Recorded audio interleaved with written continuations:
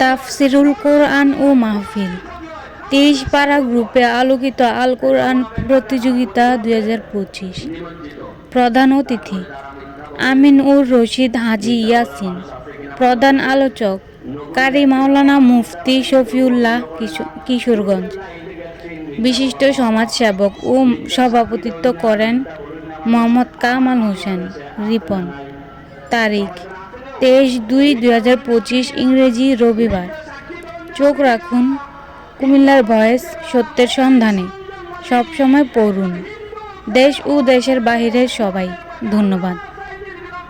গুণানন্দী Madhyampara Medina জামে মসজিদ কর্তৃক আয়োজিত ৪০তম বার্ষিক তাফসিরুল কোরআন ও ৩০ পারা গ্রুপে আলোকিত আল কোরআন প্রতিযোগিতা ২০২৫ মাহফিল ২৩শে ফেব্রুয়ারি রবিবার সকাল ৯ ঘটিকা থেকে মধ্যরাত পর্যন্ত। স্থান গুণানন্দী ২২ নং গেট সংলগ্ন মাদ্রাসা ময়দান, পোস্ট রাজেন্দ্রপুর, ৩ নং দক্ষিণ দুর্গাপুর ইউনিয়ন, কোতোয়ালী মডেল থানা, আদর্শ সদর, কুমিল্লা, চট্টগ্রাম বিভাগ, বাংলাদেশ। যারা দুনিয়াতে আমরা জেনে বুঝে ২ নম্বরই করি, আমাদের মরা লাগবে কিনা? Man is mortal, man is not immortal. মানুষ অমর নয়, মানুষ মরণশীল, সকলে মরতে হবে। যারা মৃত্যুকে যারা বিশ্বাস করে না, বলুন যে আমরা মরবো না, সেই শ্রেণীর মানুষ ক্ষতিগ্রস্তে নিমজ্জিত।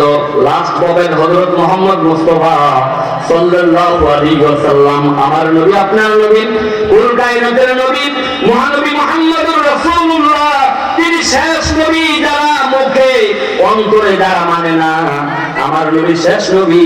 আমার রাসূল বলেন আনা খাতামুন নাবিয়্যিন লা নাবিয়্যা বাদি, আমি হলাম শেষ নবী, আমার পরে আর কোন নবী আসবে না। যারা আল্লাহর নবীকে শেষ নবী মানে না, তারা ক্ষতিগ্রস্ত, কয় না তারা ক্ষতিগ্রস্ত, নিমজ্জিত। যারা আল্লাহকে যারা অস্বীকার করে, তারা ক্ষতিগ্রস্ত, নিমজ্জিত।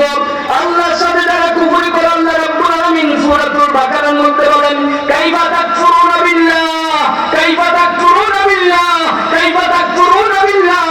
ও বান্দা, আমি আল্লাহর সাথে কিভাবে তোমরা কুফরি করো? অকুনতুম আমওয়াতান, তুমি নিষ্প্রাণ ছিলে। সুম্মা ইউহয়িকুম, তোমাকে আমি জীবন দিয়েছি। সুম্মা ইউমীতুকুম, তোমাকে আমি মৃত্যু দিব। সুম্মা ইলাইহি তুরজাউন, পরিশেষে বান্দা আমি আল্লাহর কাছে ফিরে যেতে হবে। কাইফা তাকফুরুনা বিল্লাহ, কাইফা তাকফুরুনা বিল্লাহ। ও বান্দা, আমি আল্লাহর সাথে কিভাবে কুফরি করো, কিভাবে নাফরমানি করো? আমি আল্লাহ এত সুন্দর করে বানাইলাম। লাকাদ খালাকনাল ইনসানা ফি আহসানি তাকওয়িম, আমি মানুষকে সৌন্দর্যমণ্ডিত করে তৈরি করেছি।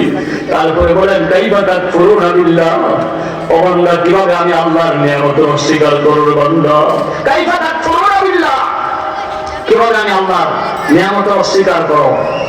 আমি নাপাক পানি দিয়ে পরীর চাইতে সুন্দর একজন মানুষ তোমাকে আমি বানিয়েছি।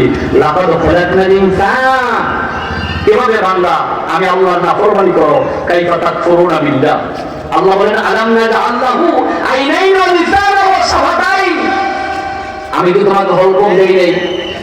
আমি কি তোমাকে 2টা ঠোঁট দেই নাই? আমি কি তোমাকে কণ্ঠ দেই নাই? কি কোন আল্লাহ পাক আমাদেরকে এগুলো দিতে কিনা? কে দিতে? সবাই বলেন কে দিতে? আল্লাহ বলেন আলাম নাজআল লাহু আইনাইন ওয়া লিসানান ওয়া শাফাতাইন, বান্দা আমি সব তোমার জন্য করে দিলাম। আল্লাহর এই নিয়ামতের যারা অস্বীকার করে, তারা ক্ষতিগ্রস্ত, নিমজ্জিত। যারা প্রতারণা করে, মান গাসসা ফালাইসা মিন্না, আমার নবী বলেন যারা প্রতারণা করে সেই শ্রেণীর মানুষ ক্ষতিগ্রস্ত। আছে প্রতারণা করার মানুষ আছে কিনা? যারা প্রতারণা করে সেই শ্রেণীর মানুষ ক্ষতিগ্রস্ত, নিমজ্জিত। যারা গান বাজনা করে, আলগিনাউ রুকিয়াতুজ জিনা, গান বাজনা হলো জিনার মন্ত্র। যারা গান বাজনা করে তারা ক্ষতিগ্রস্ত, নিমজ্জিত। যারা গান বাজনা করে তারা ক্ষতিগ্রস্ত। অনেকের ঘরে আছে কিনা বাদ্যযন্ত্র? আছে না? গান বাজনা, বাদ্যযন্ত্র, অশ্লীল গান, পাপের গান, যে গান পড়লে পরে গুনাহ হয়, ওইসব গান আমার রাসূল বলেন আলগিনাউ রুকিয়াতুজ জিনা, গান বাজনা হলো জিনার মন্ত্র। যারা গান বাজনা করে, গান বাজনার বাদ্যযন্ত্র যারা ঘরে রাখে, সেই শ্রেণীর মানুষ ক্ষতিগ্রস্ত, নিমজ্জিত।